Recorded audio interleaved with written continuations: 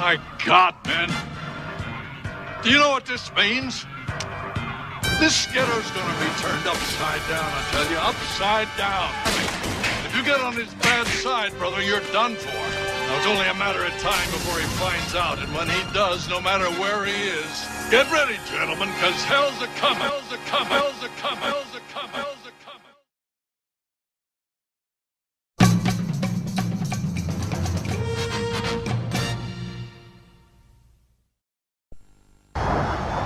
You think you're the best? I hope you are. Gundam Mobile Suit is a fully articulated, fully equipped machine, armed with the most sophisticated weaponry known to man. To be a complete Gundam pilot, you must train on both Gundam systems. Believe me, gentlemen, to beat the best, you have to be the best.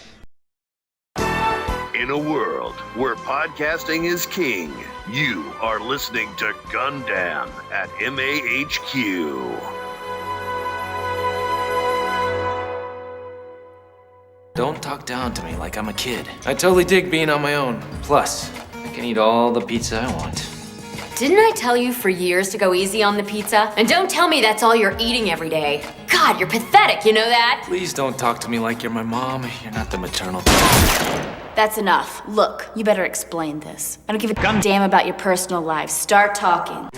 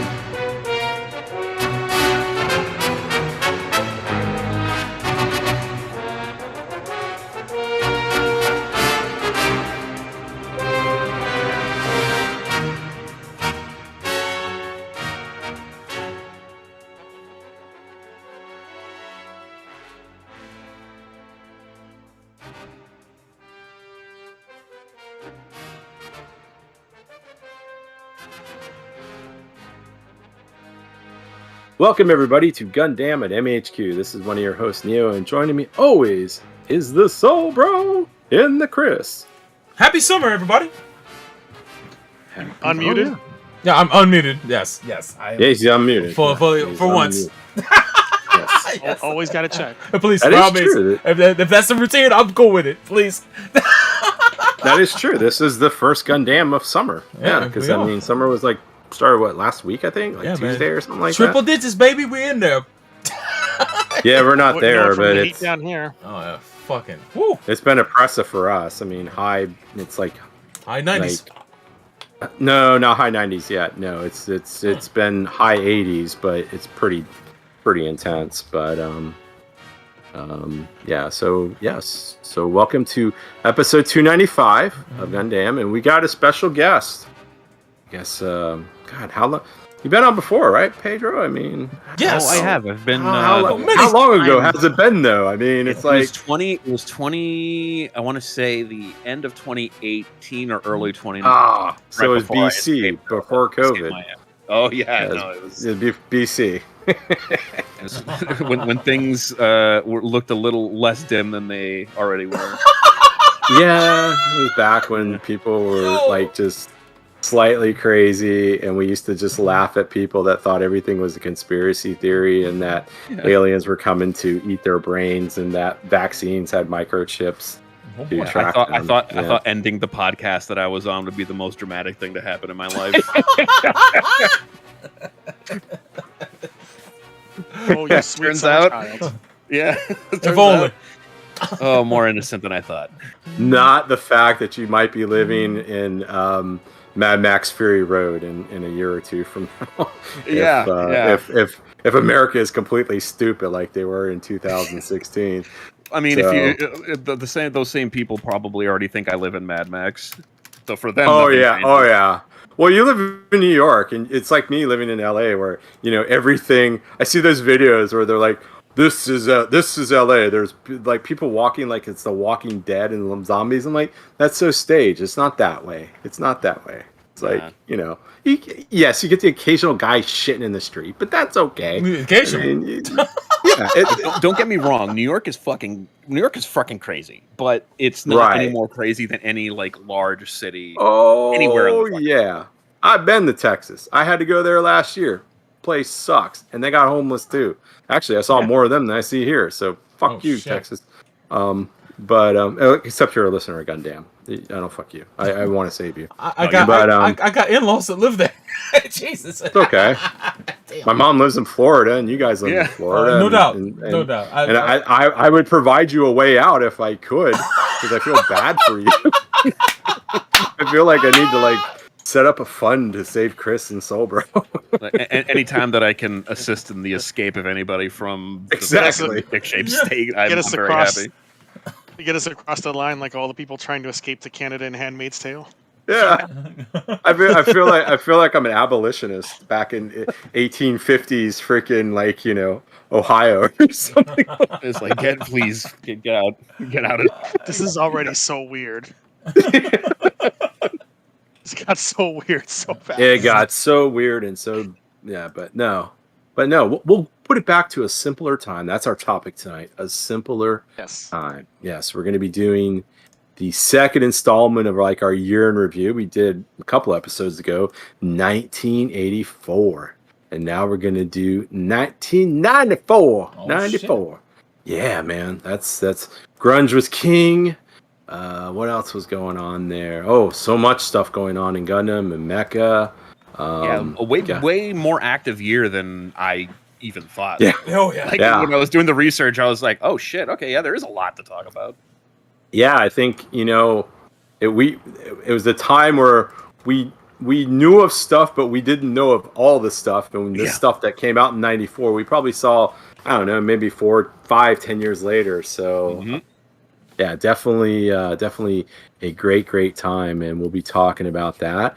And just for time's sake and things like that, and just because there wasn't too much, it was pretty quiet time on the news front. We're gonna forgo the news this episode. We'll catch up. We'll probably hit some of those ones that were submitted to us for this episode. We'll do an extended version of the news in episode 296. So don't fret and don't feel like you don't want to submit anything. So. Guys, anything as we kind of just turn it over and go into our discussion of 1994, the you and your review? I'm ready. I'm ready to rock. Ready to rock? Chris, you wanna start us off with 1994? Sure. So this time we are adding a video game category, which we did not have in 1984, because while there were games, they were a lot more primitive and not really anything relevant to what we discuss. And with last time, we're not going to get into really any detail talking about, what these series or movies or games did. We're just going to talk about the impact that they had or didn't have. So we're going to start with the TV/OVA category, and that's going to be covering American and Japanese TV. So first on our list is Babylon 5, which technically premiered in 1993 with a kind of mid-pilot movie, The Gathering, but the actual first season started in 1994, so that's fine. Obviously, a big, impactful series. We all love it here at Gundam, and it paved the way for serialized television that is now the norm, but was a huge uphill battle for J. Michael Straczynski at the time. Anybody want to make any quick comments on B5? I will always say this, Chris. Thank you for helping me to get through. I never really watched it when it was premiering. I always saw it kind of on TBS, but I never watched it in its entirety just because it was always it was bad. I mean, it was bad special effects and stuff and things like that. But I remember when you kind of joined Gundam, we talked about it one day, and you're just like, just get past that. And I was like, okay. And yeah, I thank you for that, because that is some good television. And you're right, it is the precursor to pretty much all the serialized stuff that you see from that point on. I mean, it really should get more credit than what it gets. And based off of what you told me, Chris, you don't have Mass Effect without Babylon 5. So. Oh my God! You have a lot of things. Mass Effect ripped off Babylon 5 so much. Yeah, like so much. Like it's too many things to just be a coincidence. Like there were definitely a lot of B5 fans at BioWare, because I'll be honest with you, I don't think you have Deep Space Nine without Babylon 5. You probably don't. Well, if you ask Michael Straczynski, you definitely don't have. And I think he's right on that. I know maybe the creators of Deep Space Nine will say something different, but god damn, there's a lot of similarities. There sure are.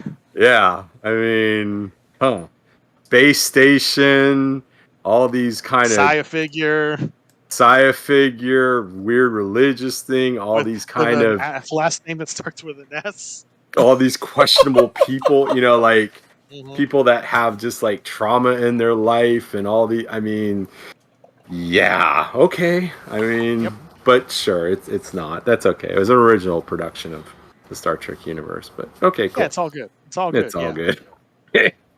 So. Anything else on B5, gentlemen? No. Watch it. That's all I'd say. Watch it. Next on our list is G Gundam, which of course was a big influential title, not only as the first alternate universe series, but as the Hail Mary series that basically saved Gundam, because this was the do or die for the franchise's whole existence, because this was the first series, Sunrise being owned by Bandai, and Bandai was not happy about model kits falling off during Double Zeta and Victory, and the ultimatum with G was that if G couldn't get them kits moving, then that was the end of Gundam. I think it got Thankfully, despite all the controversy, G succeeded, and here we still are talking about Gundam 30 years later. And G Gundam. And G Gundam, which is, now getting a little text-based sequel. Yeah. And I don't really know anybody, at least right now, that doesn't like G Gundam. If you've seen it, like, it's pretty much like, I feel that it's beloved now, and much more than it was even like maybe like when I started watching Gundam with Chris, like about 15 years ago. Oh yeah, back in the day, it was like, oh, it's just Street Fighter Gundam, it's Dragon Ball Gundam, it's just the Gundam series, it's like just the most surface level, like, idiot nonsense. Yeah, I mean, which, again, I didn't like it when I first watched it, but then I pretty quickly revisited it and came into it with a more open mind. But it is admittedly a lot to get used to if you're coming off a UC. Yeah, I have fond memories of watching it at 12 o'clock at night at the midnight run, and seeing my man with his eye patch and talking his talk, and at the end ripping it off and saying Gundam Fight Go.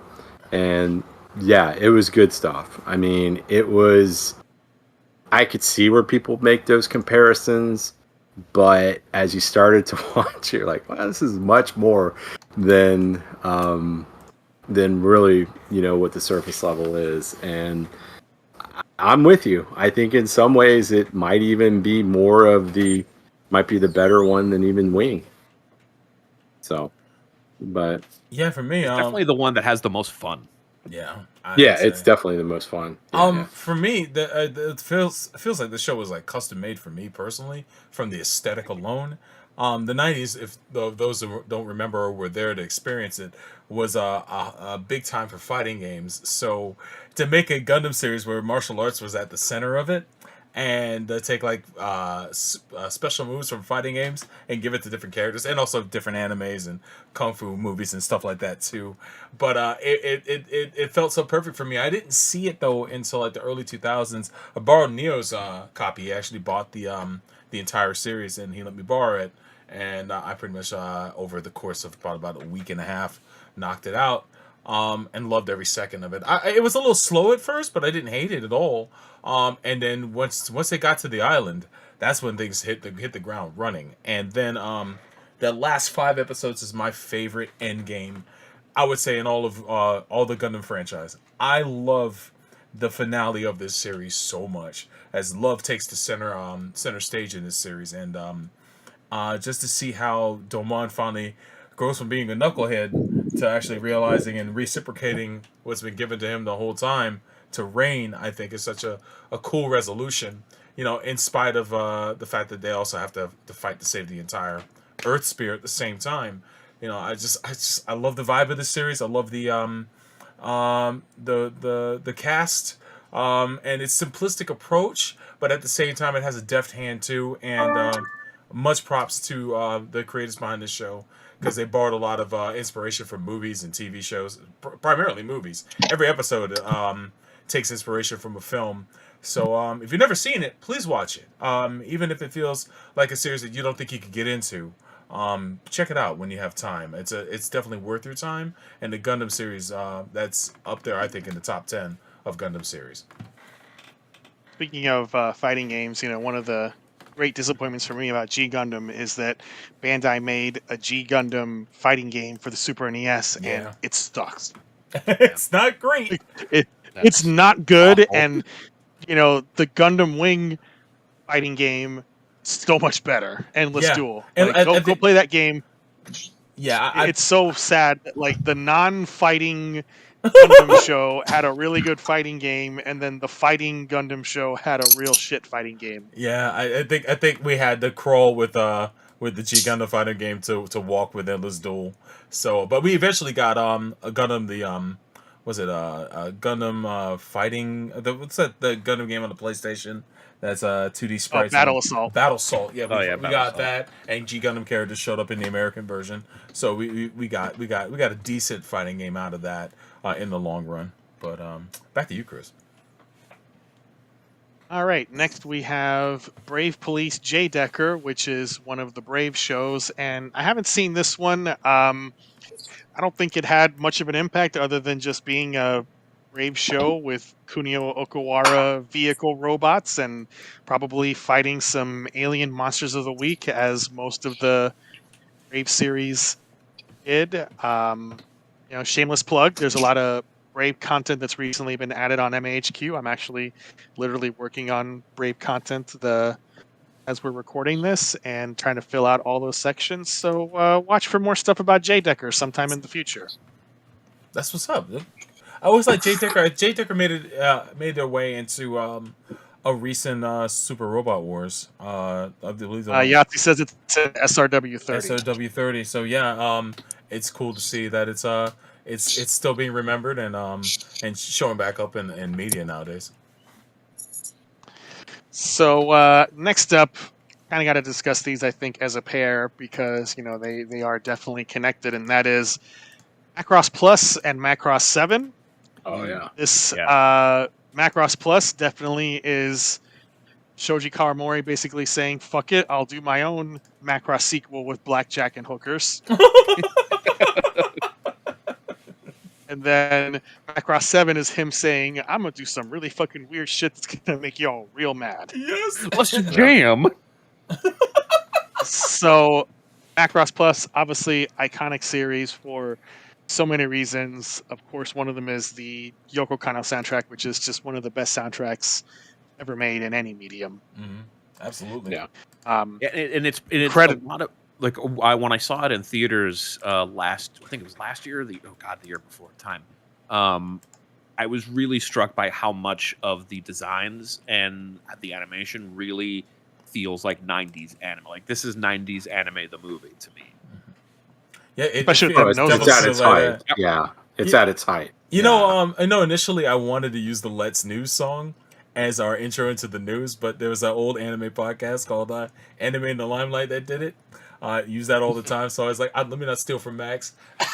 Let me not do that. But probably also more get respect. copyright strike for it. probably at long term, yes, I'm certain we would. But yeah, I love Macross Plus. I was introduced to it through my boy Show. He I had the entire series on tape. I watched it at his house. The OVA series first. It's cool to hear Bryan Cranston as the voice of the main character. What's his name? Samu. What's that? Isamu? Yeah, Isamu Dyson. Isamu Dyson, yeah.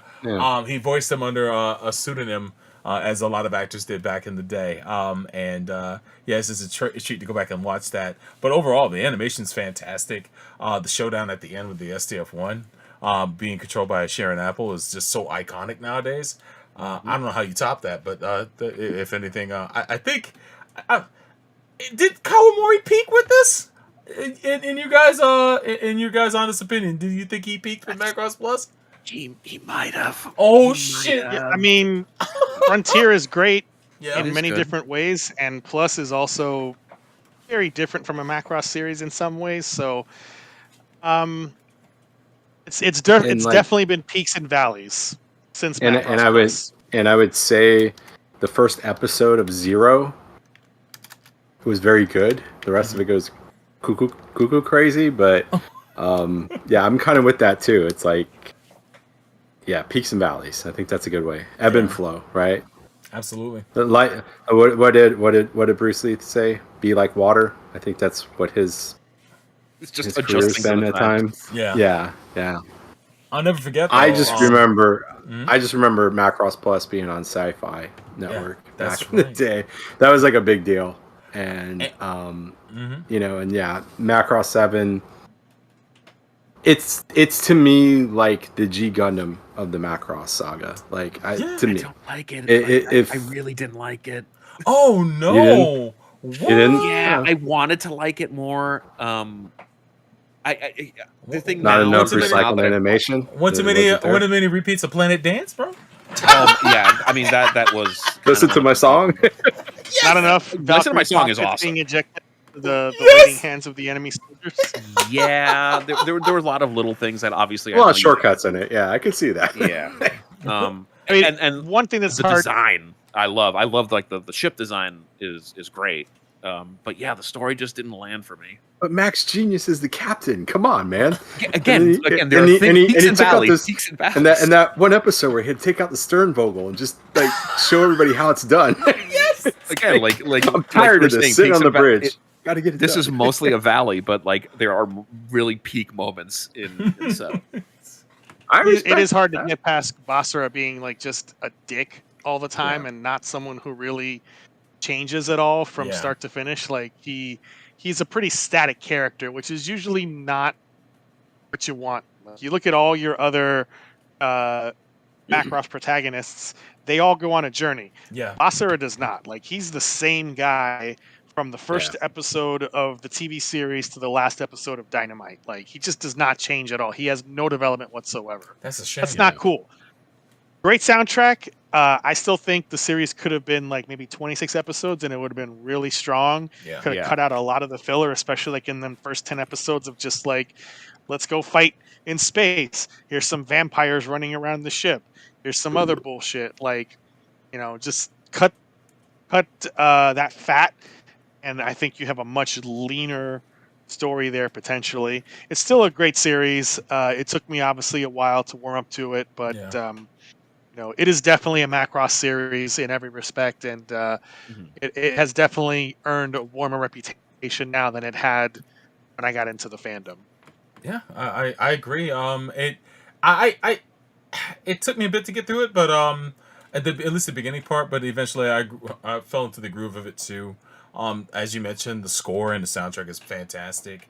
Other than that, I love the characters and the setting, especially seeing the return of Max and Milia, and catching up where they left off, and Exodol as well, catching up where all those three left off. was really a bonus to me in that show. Going back to Gundam, sorry, not Gundam, but going back to Macross Plus, I'm always reminded of that OVA and the movie anytime I jump on the roads here in Central Florida. Apparently, when they came to visit Central Florida, it was a big inspiration on how they designed the highways and whatnot in that series. So anytime, it's a cool little detail that I get to experience anytime I jump on the toll road. So it's pretty cool. And I see certain sections that they drew that I've gone past, like on the turnpike. So it's really really cool to see they took inspiration from a place so close to me for that series. Well, just imagine instead of the abortion billboards that you're seeing pterosaurs soaring in the distance. Yeah, that would be a much better thing to see. We call that cognitive reframing. You know? Yes, exactly. Oh my gosh! Isn't that billboard real fucked up? Nah, man, that's a pterosaur right over there. It's beautiful. I don't know nothing about babies being aborted. No, that's not what that is. Oh, so you guys still have? Oh, they must be worse now that stuff's. Oh yeah, we still got those in spades. Good Oh enough. my They'll be like one of like a little baby face, and it's like abort me ? Question mark. Wow. Oh, this fucking state. Like the worst we had was like give just, like, Reggie hitting the Bush's yes button. Heisman That's back, and then there's always this one where there's this poor baby cow, and he's like, "Did you enjoy my mom's milk? I didn't, because of all the animal people." Oh my god. That's like the extent of what we have. It's that, Wild times. and then it's just like until he got his Heisman back, give Reggie Bush his Heisman back, or something kind of crazy. So, but yeah, no, I don't miss that. Cool, you guys. I envy you guys. I don't, but. Moving on from that, let's transition into Magic Knight Rare, the anime adaptation of the manga of the same name by Clamp. Obviously, is a well-known series for a lot of American fans because of the Saturn game. Oh yes. That was released here by Working Designs. One of those classic Working Designs translations. Yep. And it's notable for being a female-led fantasy mecha isekai. Yeah.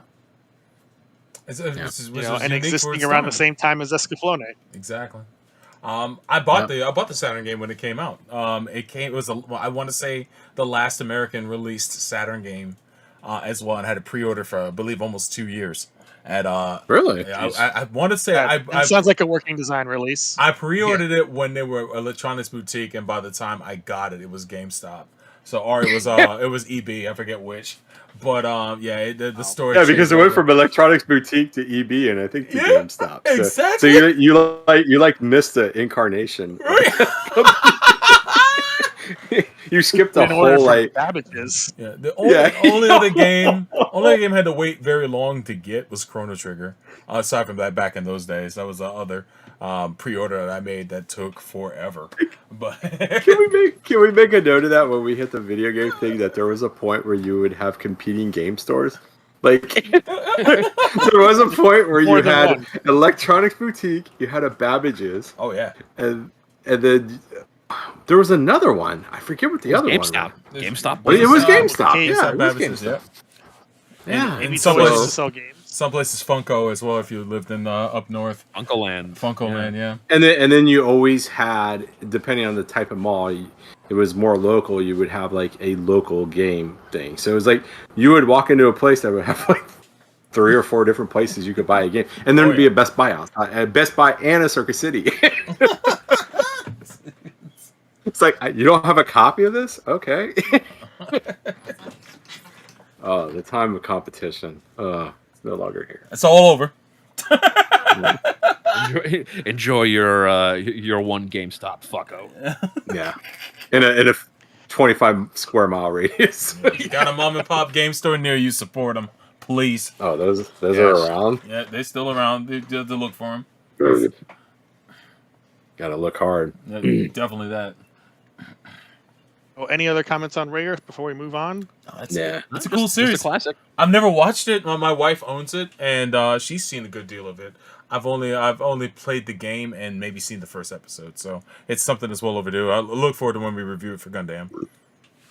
it's a solid series. Yeah, you got to get on that at some point. So next we have, switching back to America, Spider-Man the Animated Series. This is the Fox Kids series with yeah. Christopher Daniel Barnes voicing Spider-Man, and this series was the entry point for a lot of people into the fandom. And yeah, it had these cheesy CG sequences, but it had great updates of a lot of characters. It did a good version of Venom on TV. Of course, that Venom arc gave us the classic line of Christopher Daniel Barnes really hamming it up with "Stalker, I'll chase you to the ends of the earth."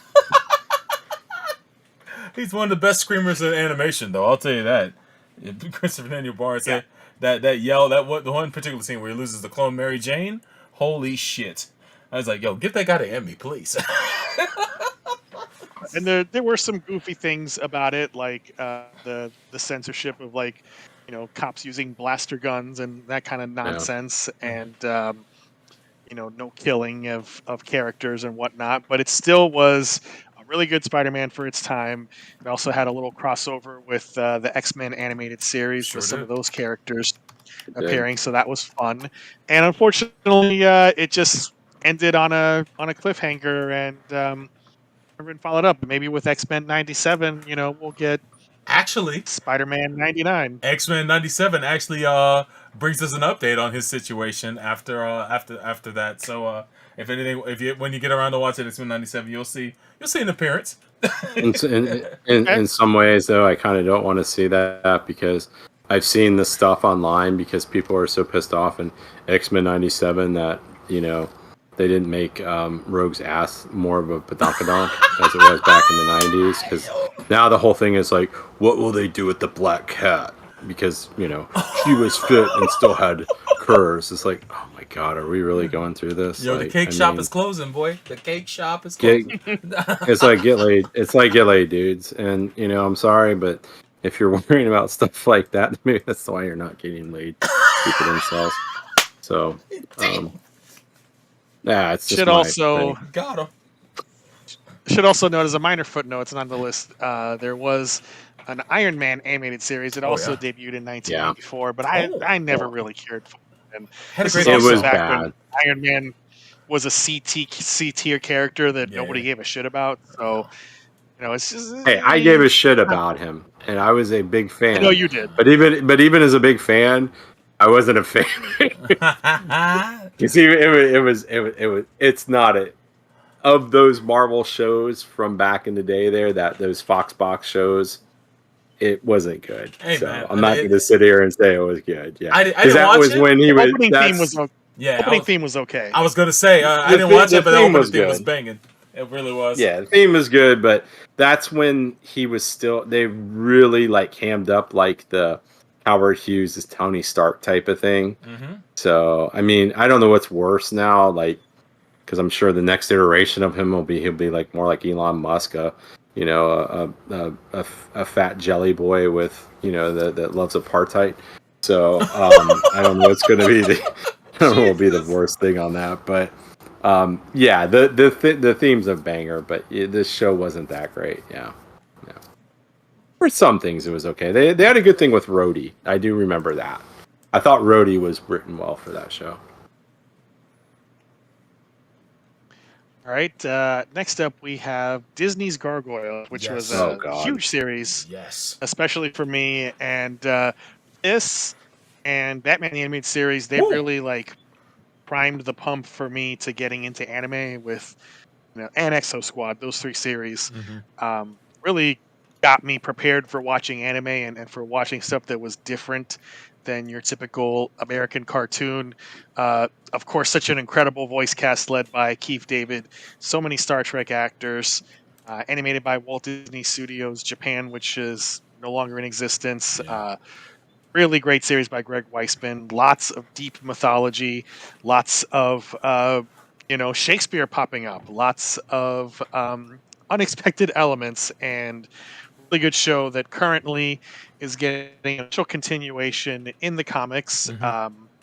There was they continued the series after season 2 because season 3 is not considered canon by Greg Weisman.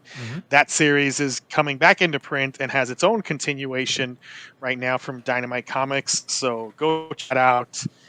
Gargoyles really just one of my favorite animated series, and I've been revisiting it whenever I'm on the treadmill. I watch on my phone an episode of Gargoyles, and it's really good to just dive back into that world. Any comments on Gargoyles? My boy Nick the Stampede just came to visit me and brought me a bunch of comics. 2 of them were Gargoyles Quest, which have just started to come out, and with kick-ass covers, man. And but yeah, this series blew my mind. And when I first saw it in '94, I knew it was coming because I used to collect Disney Adventures magazine, but I didn't know when it was going to air. And then I must have missed like the first episode, but caught the second. My friend Mike had told me it was this cool show Gargoyles just started. So I flip on the TV like maybe when it's 5 minutes in, and I'm hooked from there on in. And just the show just looked great.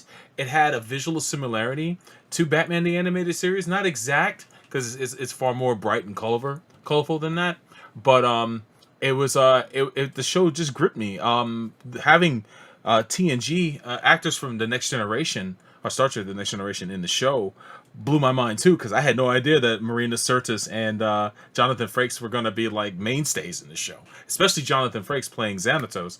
He's become a meme. And there's a term, I guess, what is it, Xanatos Gambit? Xanatos Gambit. Xanatos Gambit, right? When he loses, he still wins because he's always got contingency plans kicking. He's a very iconic villain in that sense. And he goes from being a villain to an ally, which is a great arc for him. Especially since Jonathan Frakes is playing, you just can't help but like him, man. He's the shit. But then one of my favorite villains of all time is Demona. Demona, I just adore her. I empathize with her, but at the same time, it's like, girl, you crazy. But I don't know if I ever told you guys a story that at MegaCon one year, I think this is before I knew y'all, right? That Marina Sirtis was there. Woo! And I brought season 1 DVD set of Gargoyles for her to sign. Yeah. And she was really impressed by that, and I think she was happy to see somebody bring her something that wasn't fucking Star Trek. Right? We were just chatting for a bit and saying, I was telling her how much, her performance as Demona was so good, and she was so good at playing such a complex character and someone who was so far away from Anna Troy. Yeah, and as the years pass, that role becomes further and further from Marina, so she doesn't remember as much of the recording and doing the role in general. But if I had the chance to meet her, I would talk her ear off about just how impactful that character is to me. It inspired me to make empathetic villains. Although there's been plenty of empathetic villains since Demona and before her, but to me, she's like just one of the definitive ones. And I just enjoy her performance as that character. I hope to see her get to replay this character again if they ever decide to continue the series, like a la X-Men '97. It'd be nice to see Gargoyles '96. Would be fantastic, but we'll see. But it's an incredible show. If you can't get enough of her as Demona, go play the first Mass Effect. Yes. Because yep. Matriarch Benezia is literally her fucking Demona voice. I'm going to have to fucking get on just that. Just creepy and just as eerie. I remember the first time playing it, hearing it, I was like, oh shit, Mina Sirtis. I learned well after the fact. Holding back. Yeah. Exactly. I learned well after the fact that she was in that game. And I was like, damn, I wish I'd have finished playing it after I had tried it when it first came out. But yeah, man. Fantastic series. Except for the 3rd season, which I have never watched. Never watched the 3rd season. We don't talk about the 3rd season. Except for episode 1, which is canon. Except for episode 1, which is canon. The rest of the 3rd season, which is crap. Not canon. We don't talk about that. Doesn't exist. Nice. Don't even bother with it. Gotcha. So moving on, pretty much everything else on the rest of the list for this category, I didn't add. Yeah, I'm just going to go through these rapid fire, and if somebody has something to say, then say it, and then we'll move on.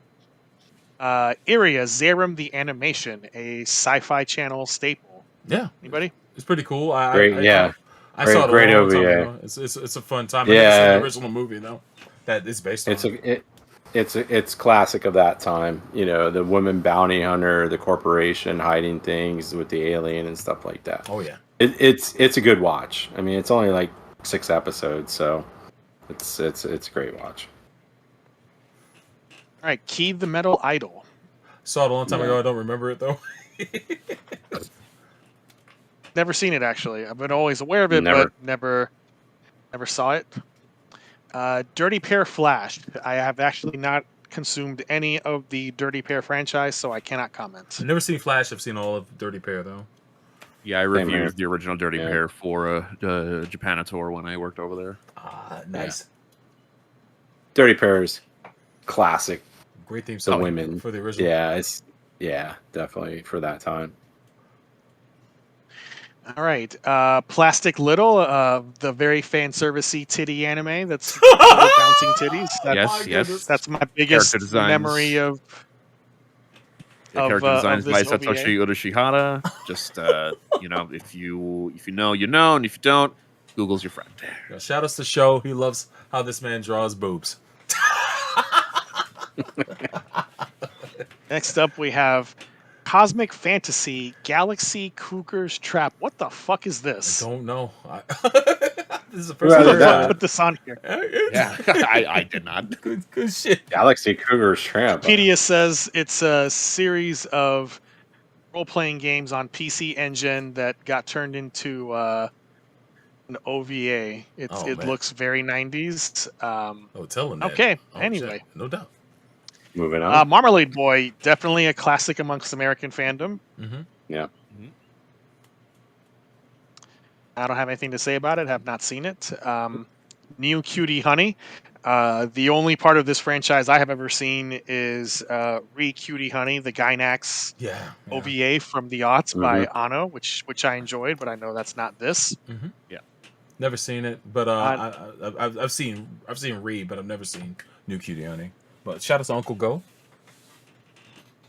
You're Under Arrest. I don't know if this is the OVA or the TV series. This is the TV series. I just know it's about some police ladies. I've never seen it. I know it's a old Animigo title. Oh yeah, I bought the first 2 tapes of this. It cost me a fucking fortune. I've watched like episodes here and there. It might have been Soulbro stuff. Might have been Soulbro's tapes. Might have been my tapes. Who is the artist from Keiichi from Oh My Goddess, right?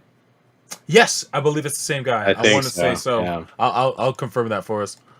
That's funny, but I always enjoyed this. I never really seen it in too far in depth. I did read the manga as well. A friend of mine was collecting it, so I borrowed it from him. But like a police comedy. Yes, I mean that's what it, yeah. But it's a police comedy. That's pretty much it. Just everyday slice of life. It's pretty cool. Next, we have Sailor Moon S. Have not seen that. Anybody got anything or no? Yeah, I want to say that's when her daughter comes from the future. I can't do that, but it was one of the series we did get here in the States. I saw it as it aired on syndication. It's cool. Yahtzee it's comments. At Labor is still superior police comedy. No doubt, man. Okay. Yeah, that's not a. All right. You're the cat. Okay. Thank you, Ozzy. Definitely not. Next, we have Final Fantasy Legend of the Crystals. This is an OVA adaptation of Final Fantasy V. Never saw it. You know, It's this got terrible. released over here when Final Fantasy V did not for many years, and yeah, it's not good. It's not good. It's terrible. It's one of my earliest anime fandom disappointments was hearing that there was an OVA. Maybe the only because you think like. You think, oh, it's a Final Fantasy OVA. It must be good, right? Oh, son. Oh, boy. Maybe the Chrono Trigger OVA might be more disappointing, but so that's when your disappointment virginity went away. Yeah, we've all had that moment with anime. We're like, oh, it's been so great, so amazing. Oh God, this is shit. Like it was the combo breaker. Nazi asked if this was localized by ADV, and I believe yes, it was. Yay. Yep. Constantly on sale back in the day. Yeah. Next, we have Baki the Grappler, a series that I'm familiar with but have never seen. Anybody got anything? The OVA, it was like just a 45-minute OVA. It's fun. Has a great end theme. He's a wrestler, right? He's a MMA. It's just like a street fighting guy. Yeah, he whoops ass. And it's just one of the early stories in the manga, but it's It's very well done. I'm glad to see that we've had full adaptations of the TV and for a TV show, but this OVA was the only thing that existed for a very long time before the television series started up based on the manga. So it's something that a lot of us would refer to when talking about Baki the Grappler. It's good stuff. Next, we have Blue Seed, another series that I'm familiar with but have never seen. I've never seen it either. I've seen it. I've seen it. It is one of the most depressing, but yet you can't stare away from it. It's Well, hold on. Are you thinking of Blue Gender? Because is this Blue Gender? No, or Blue this is Blue Seed. This is Blue Seed. Oh, Blue Yeah, Seed. Okay, yeah. I'm sorry. Blue Seed's a little bit more upbeat than Blue Gender. That's for sure. Oh, okay. Yeah. Yeah. Two different blues. I can see. Got to use a different color, people. Yeah, Blue Gender is a whole. Yeah. Indeed. That's also not 1994, so you're a little bit early. Yeah. This one, the Next Generation series finale, All Good Things.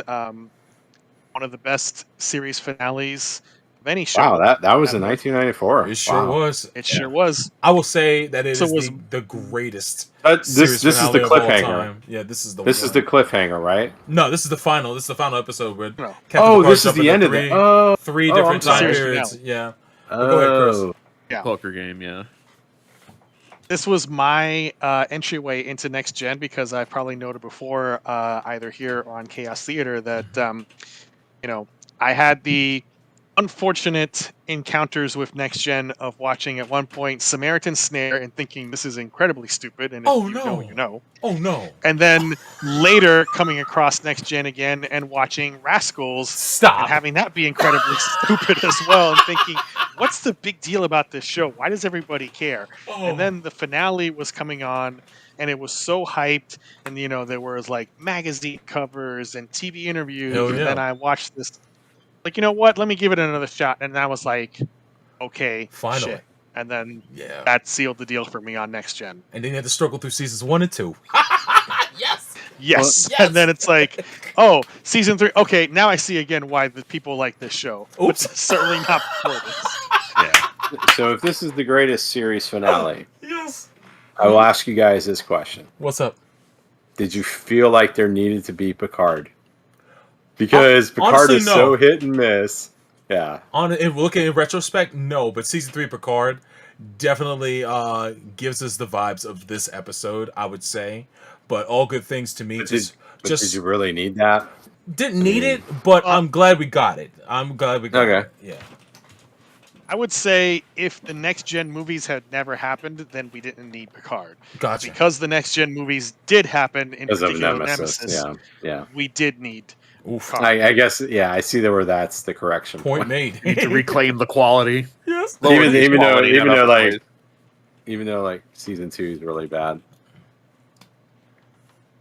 It's tough. Mecha-san says in the chat, "Whoa, I miss Chaos Theater." Yeah, we do too, buddy. We do. It was good times. Yeah, good times. Welcome Thanks back. for having listened. Next on our list, DNA Squared. I have not seen this. Don't know anything about it. Neither. I've only seen the first episode. I've been meaning to watch more because I'm a big fan of Masakazu Katsura because one of my favorite mangas and anime of all time is Video Girl Ai. But I liked what I saw. It's got a cool it's got a neat aesthetic and a cool vibe. I won't get into too much details, but it's one of those things that's on my rainy day list. I need to dive into this and watch the anime or at least read the manga. Next, we have Tech War, which is the TV series based on the novels, quote unquote, written by William Shatner. Question mark. I read some of those books back in the day. It's just kind of sort of a cyberpunk utopia kind of thing. It was okay. It was nothing purely special. It just kind of came and went. I think they had also done some TV movies before they did this TV series version. They used to show up on Sci-Fi a lot, right? Sci-Fi Network. In reruns, I think. Yeah. Yeah, that's where I know it from. Yeah, I mean, I think it was just one of those things you'd watch if it was there. It wasn't bad, but it wasn't great. And yeah, it was okay. It was nothing special. Yeah. Next we have The Critic, and all I will say about this is It stinks. Oh, that's what that is. Yeah, okay. It's funny. Whatever happened to that? Jay Like, actually why- shows why- up. He shows up on occasion on The Simpsons as a Yeah, I was recurring about to character. say. Yeah, but That's my only real connection. Like my wife and I will put on The Simpsons as just like kind of background noise, and whenever we see him pop up in those early seasons, it's like, oh, that's right. I forgot that this was some sort of like it was on Fox too, right? it was. Oh no, Yes, it was on Fox. It was on Fox after being on ABC first. Yeah, it moved to Fox, but then they got canceled. I'd say about 4. I think season 4 or 5. I forget what, but character's still around. He's still around somewhat. But How fucked up is it that there's John Roberts probably is an a alternate shithead. reality where The Simpsons got canceled afterwards and the critic is still going on? oh, that'd be a twisted fucking world. I don't like having that thought. I don't like that having that thought either. Yeah. Man, So we have Space Ghost Coast to Coast. Definitely Funny a show. classic. Yeah. Yep. Yeah. So funny, and really sort of a precursor to all of the weirdness of early Adult Swim with C-Lab. Aqua Teen and C Lab and Harvey Birdman. Oh, and yeah. all of these just fucking whack shows that made up the early glory years of Adult Swim. Yeah, absolutely. I would say, and also there's a connection to Toonami with Space Ghost Coast to Coast too, with the original host of Toonami being I forget the guy with the helmet on his head. But anyway, I love this series. Moltar, thank you. Moltar, yeah, he was the original host of Toonami before Tom took over, and they kind of launched it out of that whole aesthetic. But fantastic series. I love the interviews with the guests. It's great. It's absolutely great. So next we have Mantis, short-lived sci-fi superhero series starring Carl Lumley. I believe this was on Fox, and it's about a paralyzed science guy who builds himself like a exoskeleton suit to fight crime or some kind of shit like that. Oh, is that what that is? He's paralyzed. Now that you described that, I didn't know what that was, but I do remember. now like the commercial, I remember something like it was like on Fox or something. It like was. that, or It was on Fox. Yeah.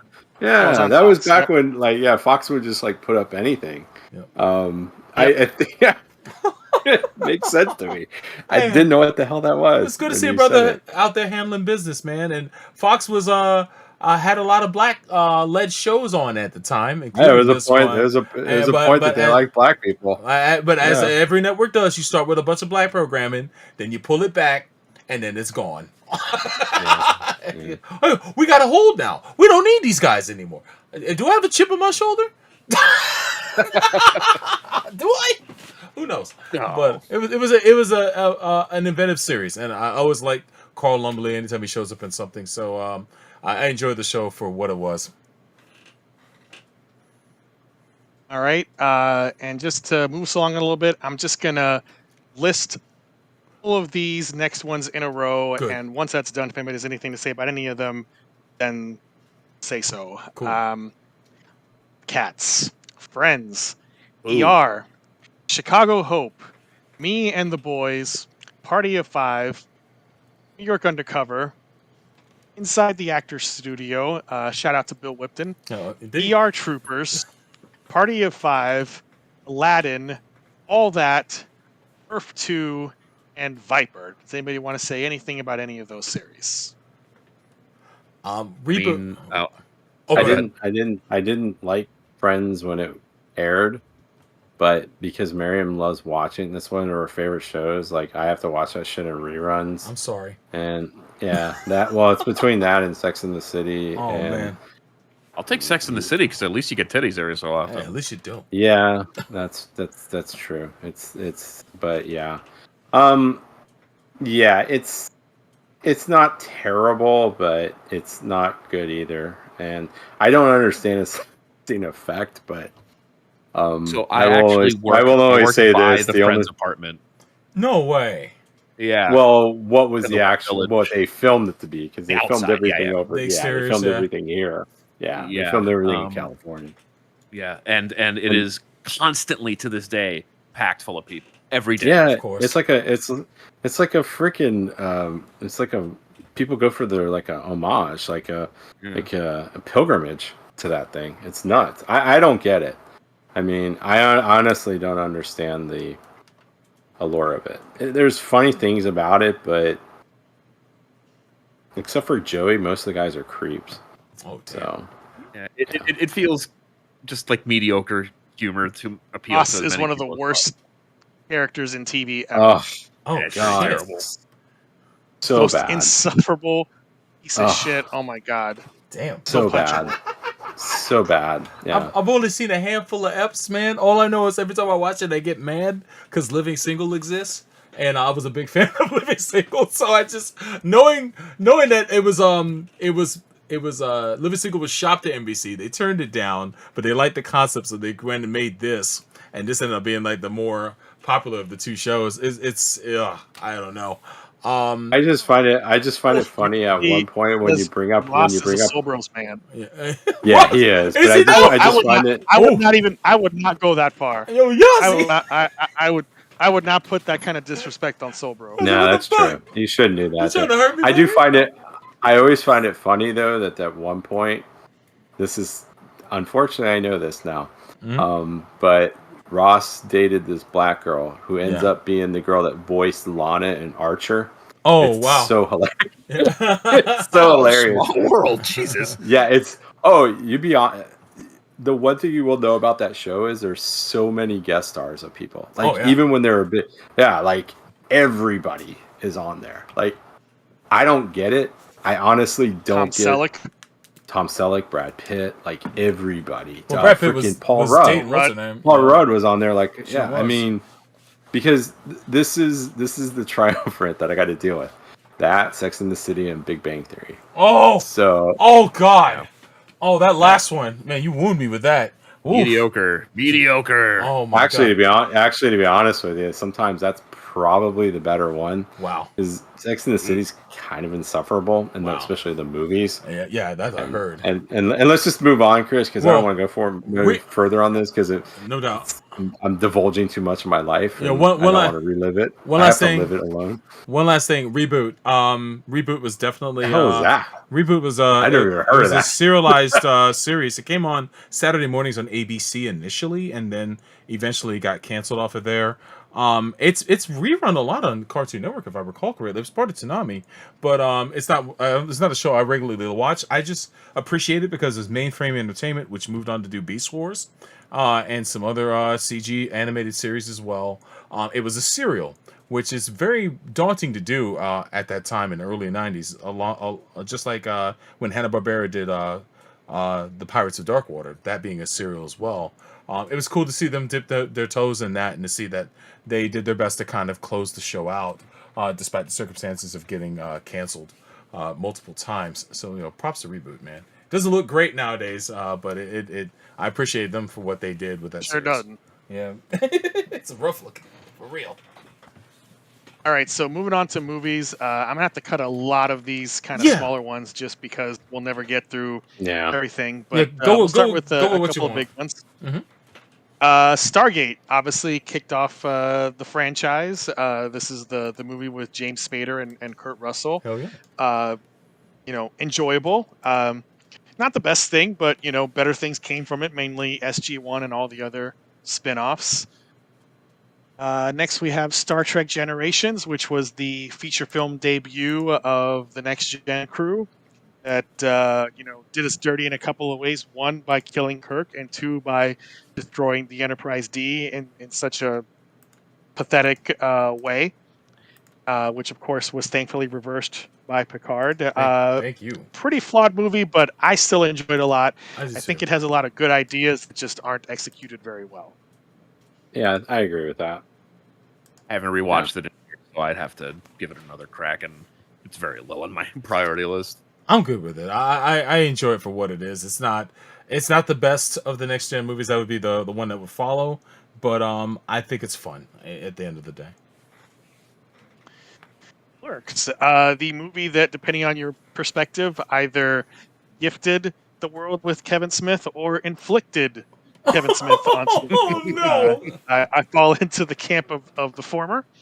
Same. But it's classic independent movie and the birth of the View Askew universe that he has revisited many times. And his career has not been perfect; it's had its ups and downs. But he has entertained me more often than he has not.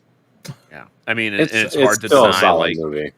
Yeah. it's a solid movie, and it's hard to deny how impactful it is for just indie film in general. Because it really looks like just like a couple people shot this for $20,000, but it still manages to be an entertaining movie from beginning to end. And it really does show that, if you can, anybody can make a movie. If Kevin Smith can make a movie, you can make a movie. Yeah, Actually, I Well, think even less the than that. It best. was only $6,000.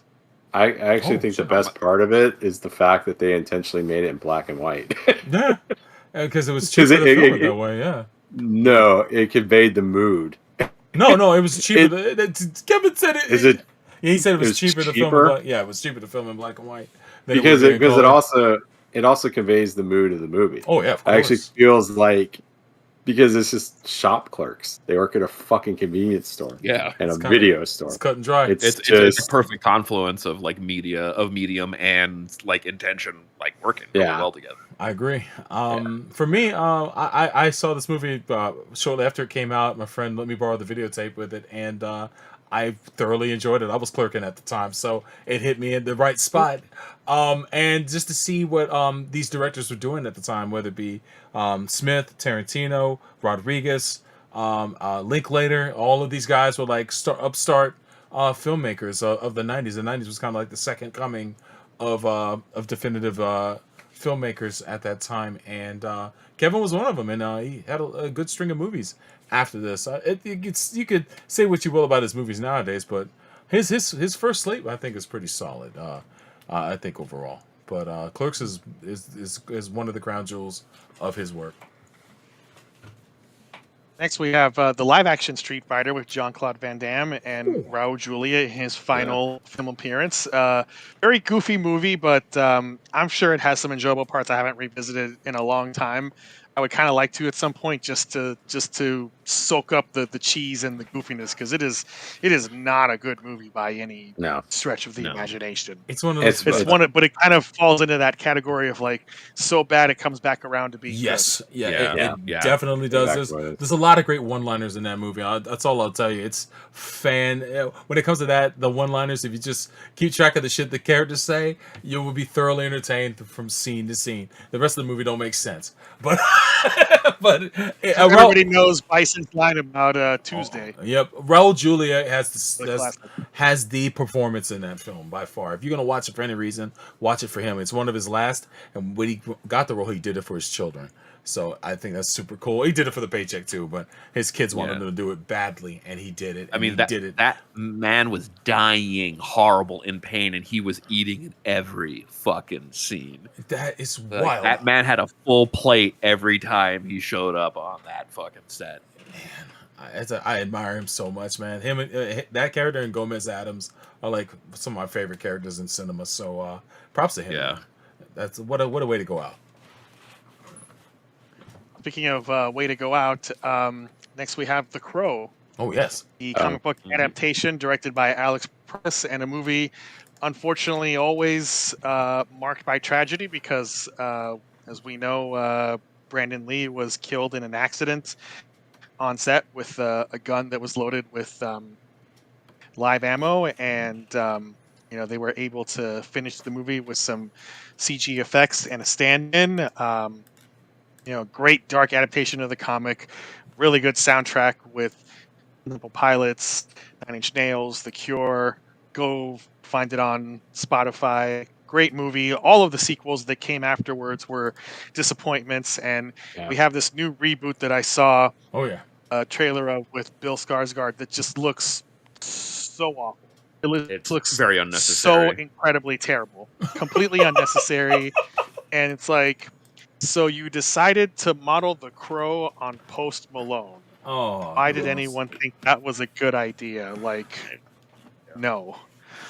The Crow is the fucking goth-looking Crow with the long hair, the leather, and the white makeup. Not fucking Post Malone. He's Sting from WCW. That's man. right. Come on. Come on. It's Put when respect on Sting. the It's when Stinger's Sting name. changed from Surfer Sting, to freaking the Crow Sting. Like, what the fuck?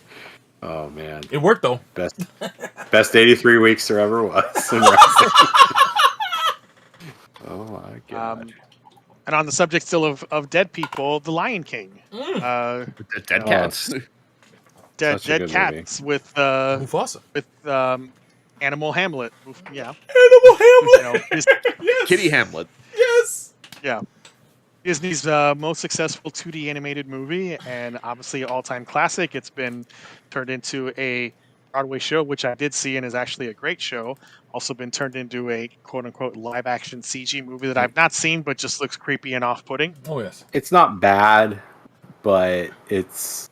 I've seen that. I've seen that one. It's not too bad. It's not as bad as you think it would be, but I mean, this movie I think is peak Disney cartoon movies. Like this might be it, right? I mean, they had some good ones after this, but I feel like Aladdin is their peak, but is Aladdin their peak? I It can might hear be, I yeah. can hear Lion King as their peak and agree. On. Look, Well, man, the Lion King was the last of the big four. You want to Yeah. talk about animal movies? The peak was the Jungle Book and Robin Hood, man. Oodalali. But it's interesting that Lion King is this beloved classic, but at the time, internally, Lion King was seen as this like weird movie that nobody wanted to work on, and everybody wanted to work on Pocahontas because there was this dramatic story, and it was Disney like chasing prestige, and they thought that Pocahontas was going to be like huge and maybe like win Oscars. And Pocahontas is not a bad movie, but it's not a great Not Lion movie. King. And Lion King obviously ended up being the absolute classic that still resonates 30 years later in a way that Pocahontas does not. Yeah. And never will. Because it's a classic story. I think that's the thing about it. It's the classic Disney story of just like the fucked up family and all that stuff. Because that's, I mean, shocked everybody, but a lot of the Disney stories, a lot of those movies are actually sad movies. Yeah. They're actually really sad shit, and they're about really dysfunctional families and people. So I think, it's weird. I mean, Pocahontas, you would think would be better because it's historical, right? So, but Did Alan Menken write the book for this? Looking I believe at so, the yes. Wikipedia. Yeah, he's writing it like whoever was writing the music was writing their ass off. Like just thinking about like the collection of songs from between Aladdin and Lion King, like just peak. yeah. Actually, the music was the score was by Hans Zimmer. Yeah. The songs were Alan Menken, Okay. and Tim Rice. Yeah. The two of them worked. And this is here. No, Menken was unavailable, so that's why they ended up bringing in Elton John. There you go. Got it. Oh yeah, that's right. I forgot he did the song on there. Circle a little yes. Can you feel the love tonight? That's a great song, actually. Again, modern context, looking at the cats doing their thing, just very, very strange to see on film. We're not gonna talk about those implications and any of that kind of stuff. We're just gonna move on with the very rough segue into Pulp Fiction, the last we'll talk about on the movie list. Nice. So Pulp Fiction, written and directed by Quentin Tarantino. Not his first movie, because the first movie he directed was Reservoir Dogs, and he also wrote a couple of movies that came out between those two. Natural Born Killers, right? I think he also California. And what's that? Something Romance. I forget. True Romance. True Romance. Yeah, he wrote that. Yeah. So Pulp Fiction, obviously a big impactful movie, Classic. just like Clerks, as far as like an independent movie, Miramax movie, really put him on the map, and was a big hit. It was imitated. Lots of other movies trying to do that sort of asynchronous storytelling, and became the movie that was the bane of many women on dates with bros who want to insist that they need to watch Pulp Fiction. Oh Yeah. my god! Real quick, what is Tarantino's best movie to you guys that you've seen? I like Jackie Brown the most because I feel like it's his most reined in while still Brother, maintaining a lot of his. I am so in the pocket with you. It is his best film by fucking far. I think that Jackie Brown is his most understated, but definitely his best. Probably because it's the source material. Exactly. Rum Punch is That's such why. a good ass book, and to adapt it in the way that he did it, phenomenal. I love Pulp Fiction, but none of his other movies hold a candle to Jackie Brown, straight up. But I think Jackie Brown is his best made movie, Mhm. again, because of the source material and also just the great cast. But the movie I enjoy the most, just because of its utter ridiculousness, is Inglourious Basterds. yeah, That's pretty good. That's a good one. I agree. I agree with Chris, and I will say, Jackie Brown probably is one of the, but Inglourious Basterds is great, and I still like Once Upon a Time in Hollywood because I feel I like it too. because it's him finally saying, you know what, let me see if I can actually do a movie that's worthy of an Oscar, and it was. Yeah. So I mean, it was worthy of that stuff, and it's a solid movie. But yes, Inglourious Basterds to me, on just the craziness and the acting alone, and the scenes. It has some of the best scenes. I mean, the opening scene alone is so great and terrifying and Yes. creepy all at the same time. I mean, the scene in the bar, The tension. Three Fingers. The tension, yeah. dude. Wait, Whew. Wilhelm, your son is. Congratulations to your son. I mean, it's got some good stuff, and of course, they kill Hitler in it. So it's of course. you know, The movie's they got accomplish They what Danger 5 was always trying to do: kill Hitler at the end of every episode. It's the best. It's the best Hitler death I've seen since Bionic Commando. You know, but sets him into, you know, it's the definitive of those other movies. You don't get Jackie Brown, you don't get any of those other ones. So Great. Yeah. but yeah, it's good stuff. So, And what, moving he's on supposed to have into- one more movie, right? Like that, isn't that what he's saying? Supposedly, Like he's directing Yeah. one more movie and that's it, right? So Moving into the video games category, I'll start by quickly noting we had the launch of a bunch of consoles. We had in Japan the launch of the PlayStation and Saturn, which would be followed in 1995 in America. We had the Sega Nomad, which was basically a portable Genesis. The Sega 32X, which was a mistake. Yes. The yeah. Neo Geo CD. And the Super Game Boy add-on for the Super NES, which basically put the guts of a Game Boy into an oversized Super NES cartridge with a slot to stick in your Game Boy games so you could play them on your TV with custom colors and borders, and something that I definitely got a lot of use out of. Now, as far as games go, we got some major games here, and the very long list. So, Sobro. Mhm. I will let you collectively talk about Thank you. all of the fighting games that you have listed in one go. Oh, Don't go this through is. them all, but just list your highlights. I'm gonna keep it under 2 minutes, I'd have to say before he goes, this is like peak fighting game. dude. This You is have, definitely It's peak. really if you good year. only This knew, is like peak fighting game. if you yeah. only knew Yes. how many fighting games I left off the list that came out in '94, there were a shit ton. But run it down real quick. Darkstalkers came out this year. It was visually awe-striking. It was on Capcom CPS2 board. The characters, they use a lot of squash and stretch, and they were just wonderfully animated renditions of the Universal monsters and other monsters of lore. And would go on to have 2 other games. One of the games that blew my mind when I saw it was X-Men Children of the Atom. I didn't see it till 1995, but I went to go visit an arcade in Memphis. We were there for a funeral, and we went to go see Mortal Kombat the weekend that we were there. In the distance, when we walked in this arcade, I was there to play Street Fighter Alpha, but I saw that they had X-Men Children of the Atom on a showcase monitor, which is like a big screen with a crowd playing that game. And I'm seeing Cyclops do his optic blast on everyone. It was amazing to see, and it would lead to the Marvel vs. series in general. One of the greatest games ever made, Super Street Fighter 2 Turbo, is still played in tournaments to this day. It's very broken, but it's very good. Samurai Showdown 2, I think, is the best of the whole franchise. It was the first of the Samurai Showdowns I played. I'm a diehard Charlotte fan.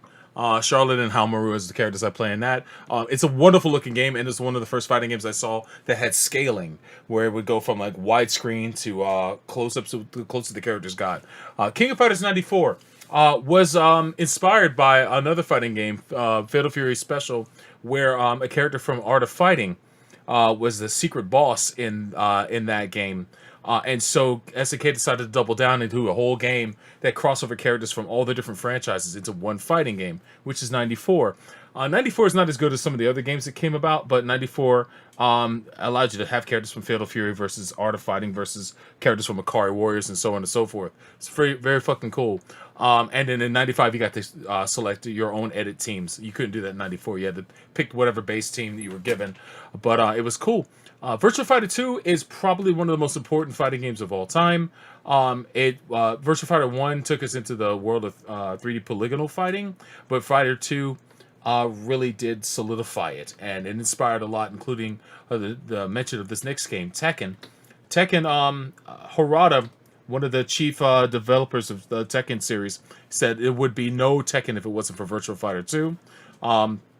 And Tekken 2 would even be better because of Virtua Fighter 2 as well. And Virtua Fighter 2 had an incredible port on the Sega Saturn, which we mentioned earlier. Other than that, the other fighting games that came out this year, Fatal Fury Special, Art of Fighting 2, Killer Instinct, all good games. And I'll throw it to you guys if you guys have any things you wanted to add. I mean, just artistically, Darkstalkers and Children of the Atom are enough to like make this like a standout year. Like to think like the sprite for Morrigan was so good that they literally fucking used it up until they made MVC 3D. Like that's crazy. Hell yeah, dude! They beat that shit to death. My favorite meme is the scene from what's it? Who Framed Roger Rabbit, where Eddie Valiant sees Betty Boop and says, "You still got it," but Betty Boop is replaced by Morgan Sprite. It's fucking great. It's so good. I mean, this is such a great. Still, again, like you said, still playing a tournament, still like a ton. Yeah, I mean, dealing with like Super Street Fighter 2. I mean, I'm not the biggest fighting game guy. I appreciate them, but yeah, King of Fighters 94.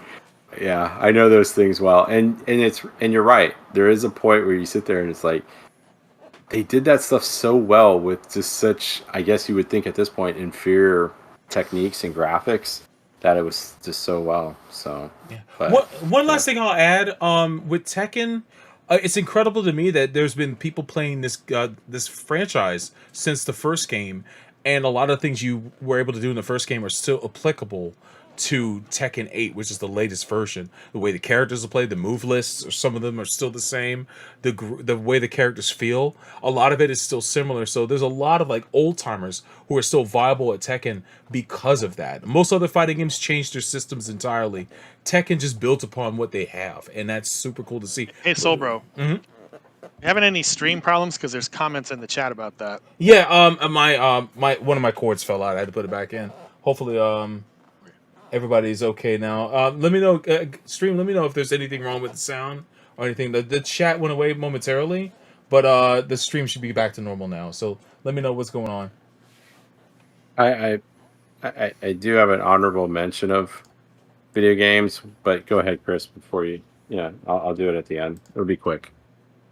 All right. Contra Hardcore. This was a Genesis game, a weird and fun game. I've only played a little bit. I know it's pretty popular. I just didn't play it at the time because I didn't have a Genesis. Doom 2, this was a game that I enjoyed playing in secret in the computer lab of my Catholic high school, so that was fun. And so did every kid in every high school for the next 10 years. Yes. Earthworm Jim, a fun, zany game made by a horrible person, and the less said about that guy, the better. Yeah. We got to talk about Earthbound.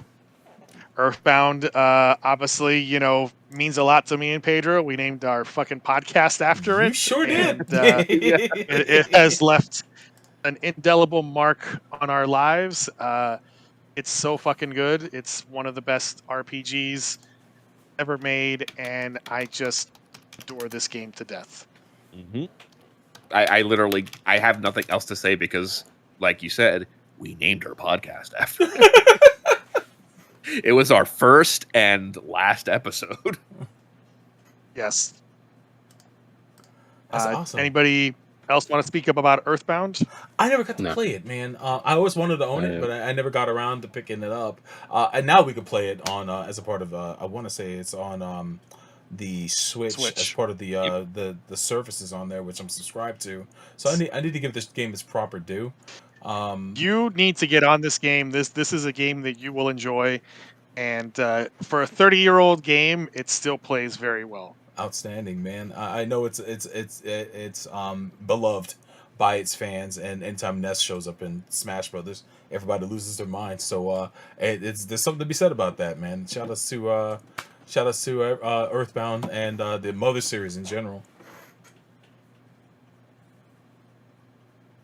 Okay, another Titan of 1994, Super Metroid. Oh, what Oh. a my! Could What you a say fucking this is the game. most influential? This is probably the most influential game. I would used to say that would be something like Mario Brothers, but when you consider how it does, just its entire game design is the backbone to like almost all modern games.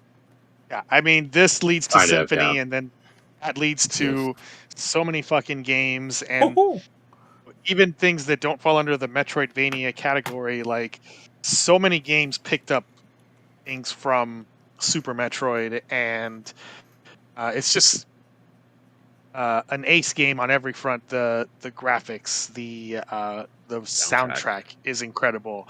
The gameplay is great. The atmosphere. This game like exudes atmosphere cinematically, which was challenging to do on the Super NES. And yes, there is the goofy voice clip of the last Metroid is in captivity. The galaxy is at peace. But that aside, like this game really creates an oppressive, lonely atmosphere of foreboding, and one of the few games that I've come across since that really recaptured that was the first Metroid Prime. Yes. Yeah. The Yeah. first Metroid Prime and GameCube does it. Yeah. Yeah, for me. Yeah. Oh, go ahead, Neil. No, I was just saying. I mean, Super Metroid. I think you hit it on the head, Chris. Is the fact that Super NES was what 16-bit? That was 16-bit, right? Yes, it was. So the fact that you could elicit that type of, I mean, you have to think about the system limitations at the time. I mean, even back then, the fact that you could use something like that with such limitations and elicit that much of a response from you, it says a lot. It says a lot about the game and how they did it. And yeah. Yeah, I think the Chris, when you said that it's like a lonely game, I think that really that's maybe the most impressive part about it, because that's not an emotion that you would normally like attach to a game at that time. Like, and it's so difficult to actually to make people feel that, and somehow combining the sound design, the way how you're like struggling through this entire giant map, like the whole structure of the game, and you're able to really feel like I am alone on this fucking planet, and it's only my ingenuity that's getting me through it. And doing that on that platform, just it's still shocking to go back and play it, even on like I have a analog pocket that I play that I've started another playthrough of it, and yeah, it's still in every way that I've played it still feels like the first time I've played it. Well, I think that's the thing that you kind of bring up there is like in those games back then, you were always player one. You always felt like you could have a player two. Mm-hmm. This is one of those games where there was that's the biggest thing. It's the loneliest thing. There was no player two. Nope. And it just really reiterated that. I mean, there were other games where they're single player games, but it never really felt like, holy shit, I'm just this lonely. Yeah. So I'm actually looking back. Super Metroid was the last Metroid game I played through fully. I played the most recent one on the Switch, but I couldn't get very far in it. That game is fucking hard. It is very difficult. Holy God! But Super Metroid is pure Metroid perfection. They took the formula they established in 1 and 2. I don't know a lot of people who played through all of 2. I love 2. 2 is I played through that on the goddamn Game Boy without a Game Boy Light. It was a rough game. It's rough. That's hard. I love how big the sprites were, Yeah, but rough as fuck. yeah, no, you're not wrong. It was definitely rough. But Super Metroid, they just took the best of Metroid, period, and improved upon it in so many ways. It's just a lot of quality of life things they added that was fantastic, and I just love how it ends. I love fighting against Mother Brain yet again, destroying her, and then having to race your ass out of there before the place blows up.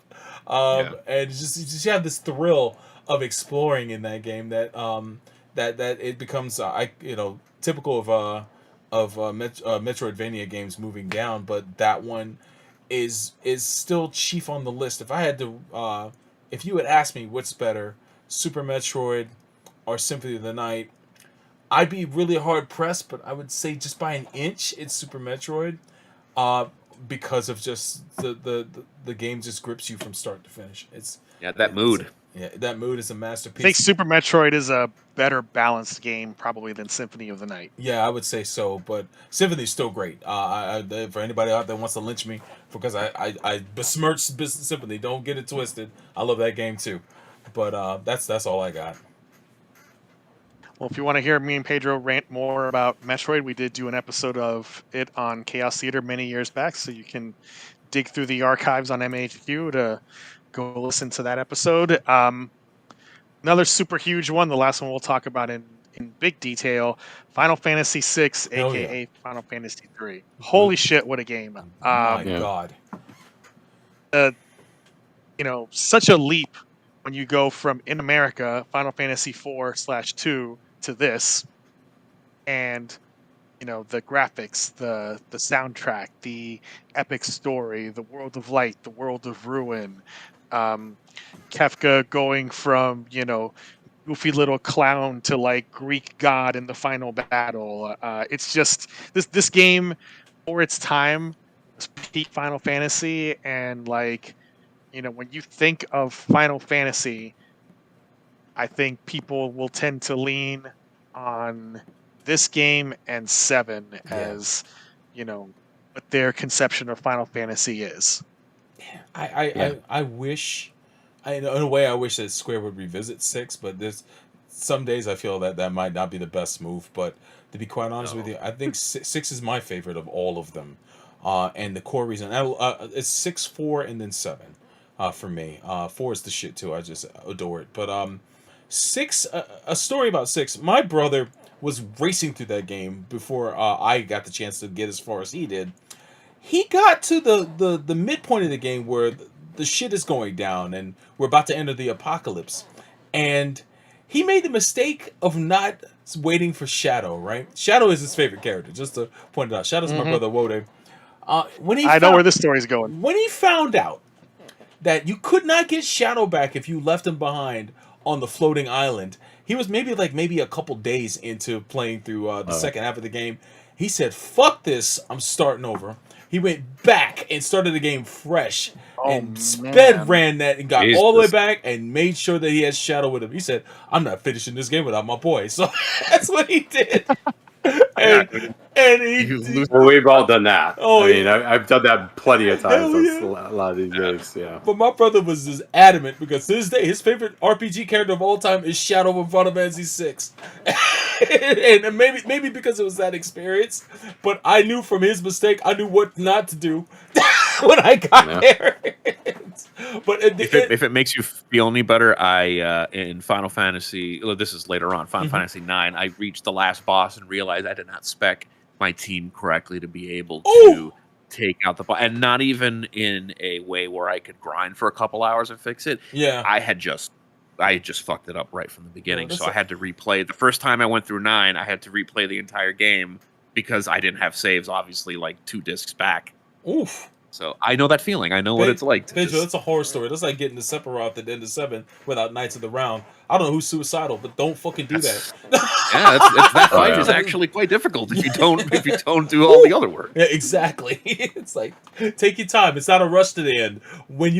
My favorite thing about RPGs is macking out your crew to like a demigod level, so that way you just have the easiest time with the last boss. I don't mind grinding. That comes with the territory with JRPGs. But man, 6 was such a great experience and had such a wonderful cast that you may not find all of them if you don't search into certain places. Just so you know, I think Gogo was one of them. He was a mimic or something.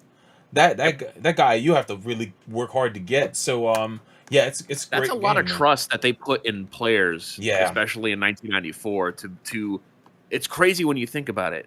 You have a structured experience up until you have this apocalypse. You get your 4 characters that you need just to beat the game, and then the game just lets you, just gives you the option. Do whatever. Yeah, that's really cool.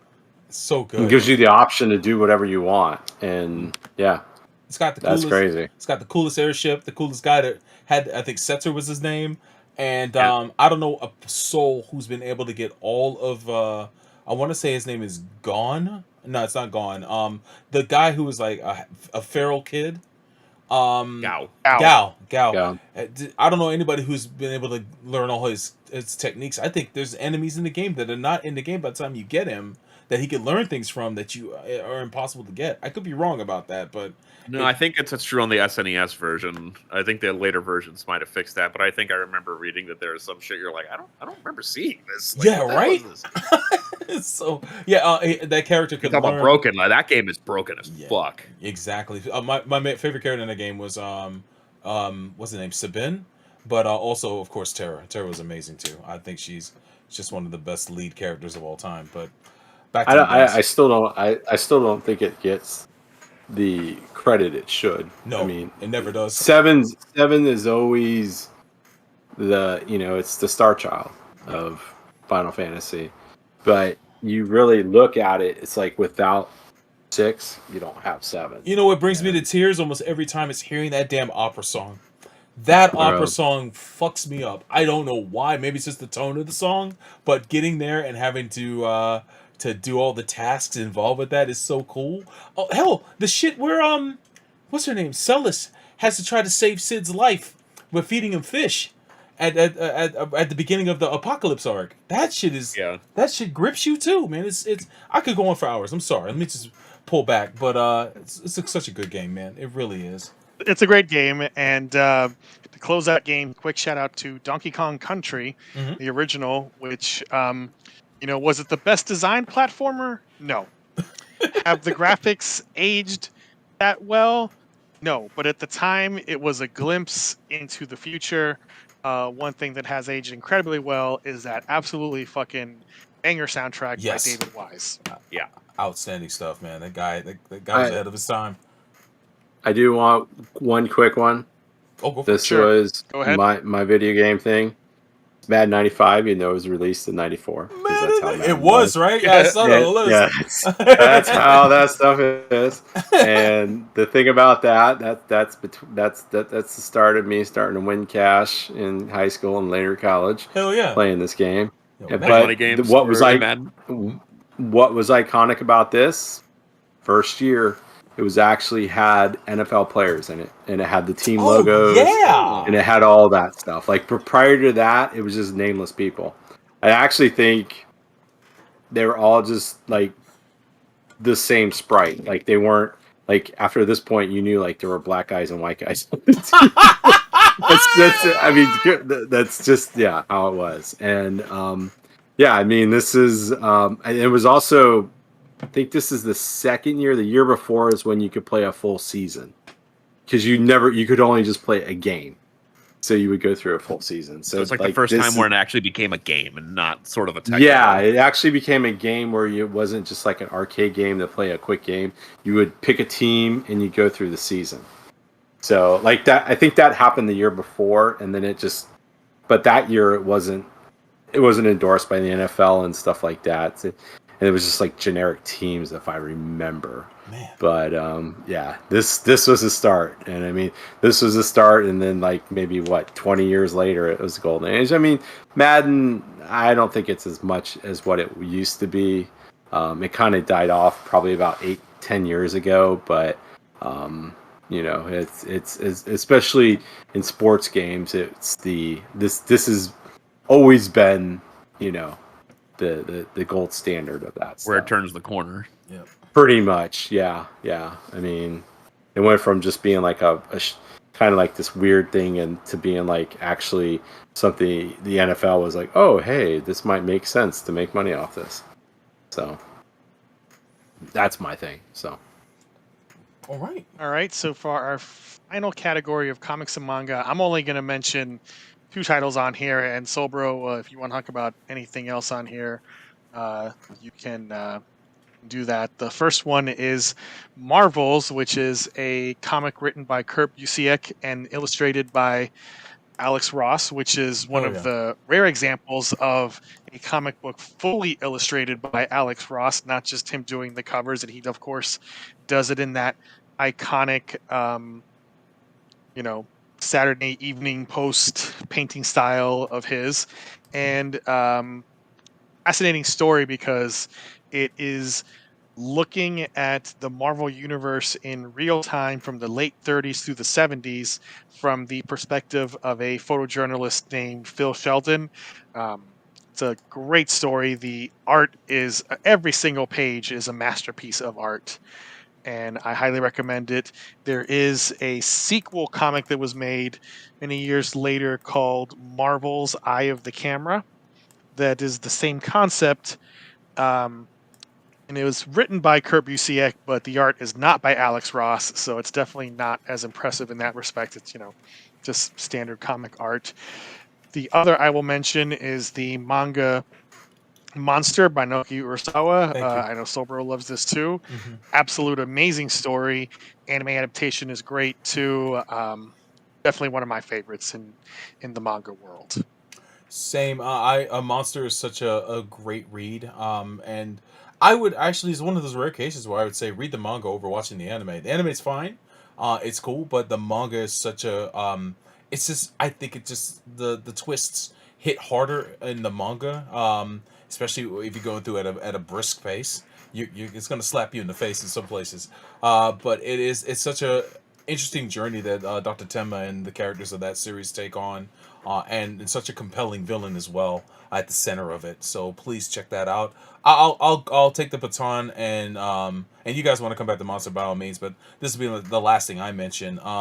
Besides one particular note, this is the first year I've seen where mangas came out before the animes, but you knew the animes were in production. The reason why the mangas came out was to hype the animes coming out the very next year, like Evangelion, Vision of Escaflowne, and those are like the big 2 there. But I noticed that was the story with those. But my other favorite manga in this bunch is Yugo the Negotiator. I think that's such a cool ass fucking series.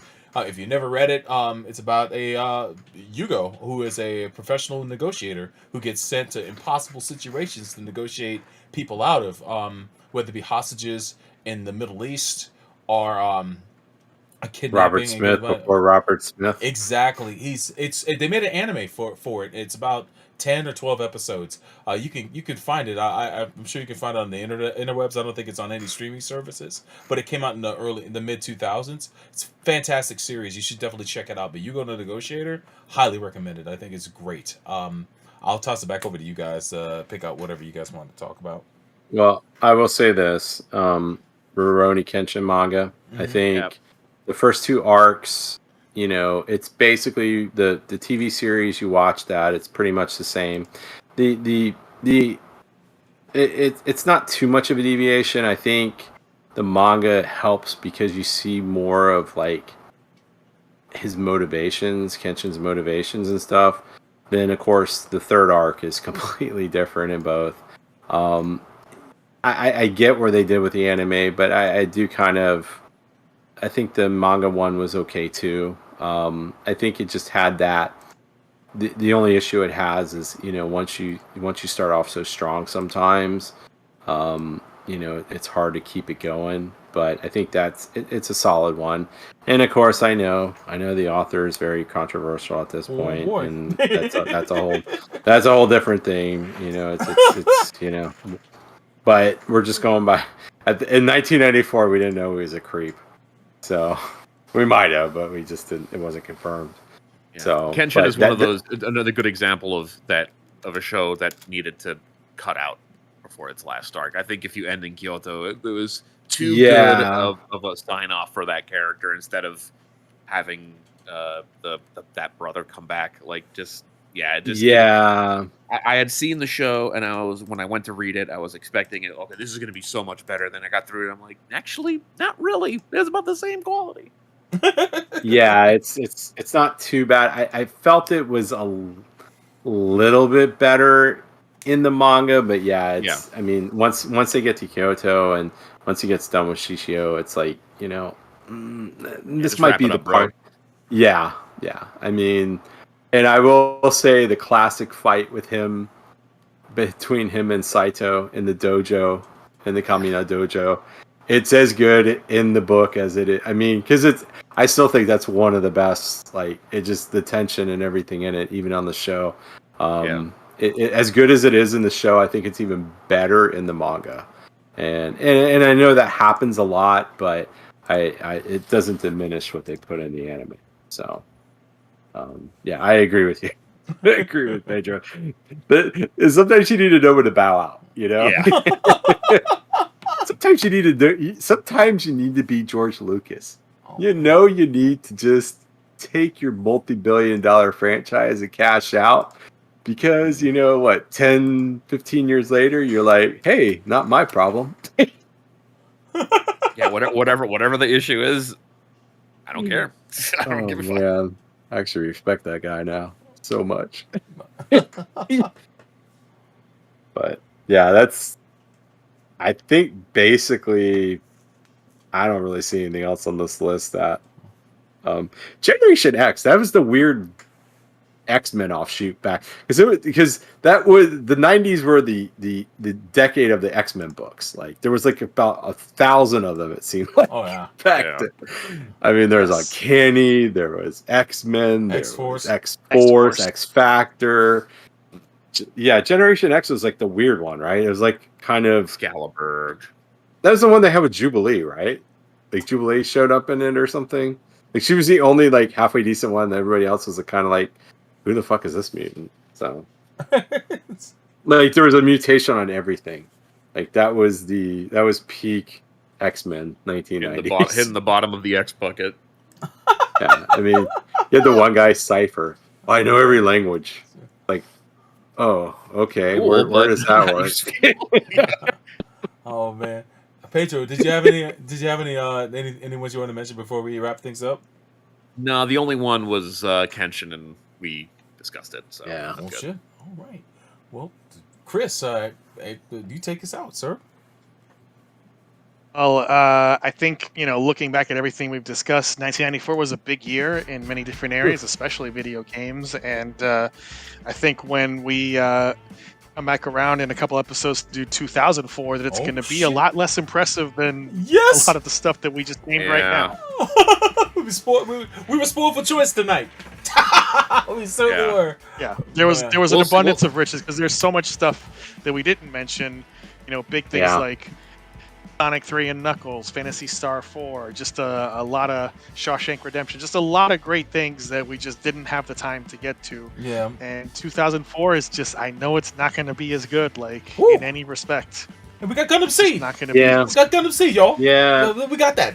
We got Gundam C Destiny. Oh fuck! Oh no! Yeah. Oh Jesus! Yeah.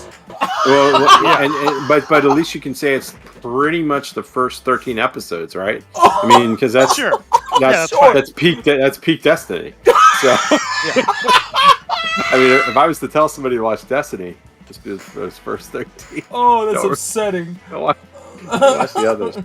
But you don't need to see that. It's oh man, God, 2004. That is an interesting time. Post 9/11. Gosh, it's a brave new world. Yeah. Jesus.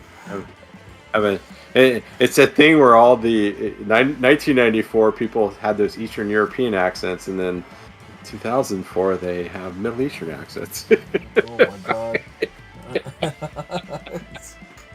I'm trying to think, because if you go into 2004 and it's like there really isn't a lot of sea change. A lot of it is just kind of like just a continuation. It's not something like obviously 2001 for many reasons. Pretty eventful year, but also like, you know, having console like a PS2 launch and that impact. Yeah, I don't think you got anything like that for a while. Yeah. Whoa. All I know is Oh my god. MHQ.net. Please visit when you have time. Go there, support the website, and check out the latest updates. Back to you, Chris. Well, I just want to say in closing, thank you, Pedro, for joining us. It's absolutely felt good to be podding with you again after so much time.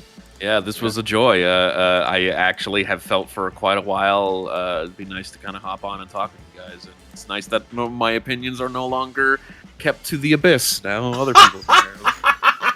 Just me screaming in a corner. Man, it's good to hear your voice again, brother. Man, good shit. Yeah, Just so anyone it's really good to talk to you guys. doesn't get any ideas, Chaos Theater is not coming back. Oh, no, we're not restarting Chaos Theater. No, we're not. It's not coming back. That's done. That time is over. Well, Pedro, but we're having some fun now, and we'll have some more fun in the future. Pedro, will you come back for 2004 at least? Hey, if you guys want me to come back, I will gladly come back and talk with you guys. Well, I will co-sign Actually, that, you know sir. what? I will say this. Just doing a quick view of video games in 2004. It's not as shitty as you think it is. All right, cool. Okay. I might actually have I'm not not- saying it's shitty. It's just not as good as 1994. Yeah. No, but there's there's still some pretty solid games. I'm looking at this and I'm like, okay. But yeah, All in due time. Yeah, all in due time. Yes, definitely. So, That's it for me. So, what do you close us out? Soul Bro, tell us where the people can get us. Already did. MHQ.net. Just visit there. Neil, go ahead and take us home, sir. All right, thank you everybody for going back in time to 1994. Yes, we were all wearing flannel, and we were all just disillusioned about the future. Well, I think that's just how things are anyways now. Yeah. But you know, and our cell phones were the size of basically Bricks? bricks, yeah, pretty much. But yeah, so thank you, and we'll be back in a few weeks with episode 296. We'll see you guys later.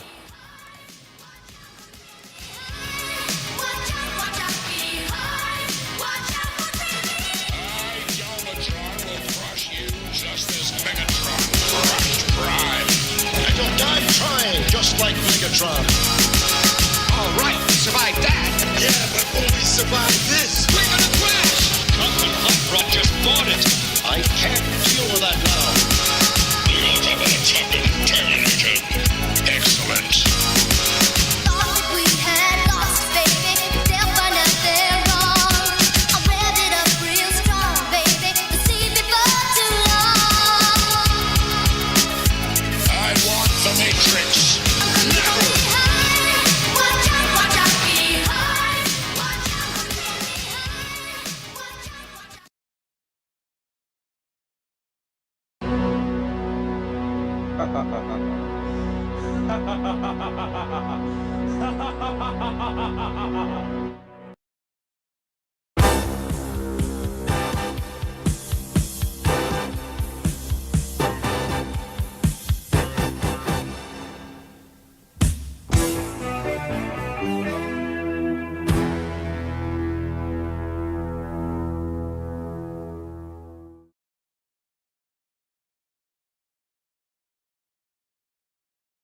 It is the year 2005, and a new evil threatens the galaxy in the most incredible adventure you've ever seen. Transformers, the movie. Souls in Prime. Does Prime die? Then who would lead the Autobots? And what is the secret of the monster planet?